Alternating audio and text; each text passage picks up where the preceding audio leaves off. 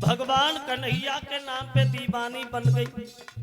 मन में विचार करती हैं अगर विवाह होगा तो द्वारिकाधीश भगवान श्याम से। सहेलियों में अगर चर्चा होती है तो सिर्फ भगवान का नाम लेती है। इतनी बड़ी दीवानी बनी है रुक्मिणी भगवान के नाम पे।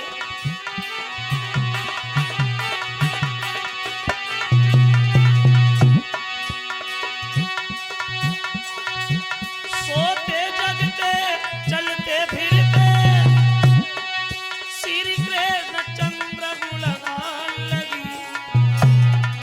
सखियन में चर्चा छिड़ जावे तो मोहन के गीत सुनान लगी।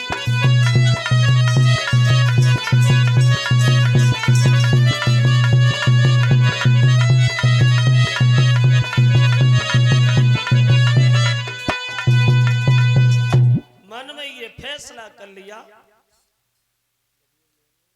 अगर विवाह होगा तो द्वारकाधीश भगवान कन्हैया के साथ। अगर मेरी शादी भगवान से नहीं भई तो पूरी जिंदगी भर कुंवारी बनी रहूंगी, लेकिन दूसरे से शादी हरगिज नहीं करूंगा। सोते जगते चलते फिरते उठते बैठते 2400 घंटा भगवान का ध्यान करती। अगर सहेलियों में भी चर्चा होती है तो कन्हैया के अलावा जुबान पे कोई दूसरा नाम ही नहीं।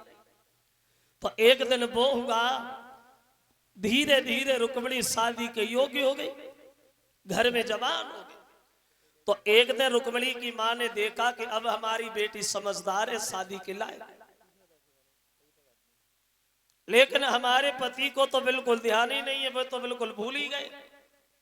तो क्यों ना आज ही हम अपने पति को बुलाएं और अपनी बेटी की शादी की बात पक्की कराएं।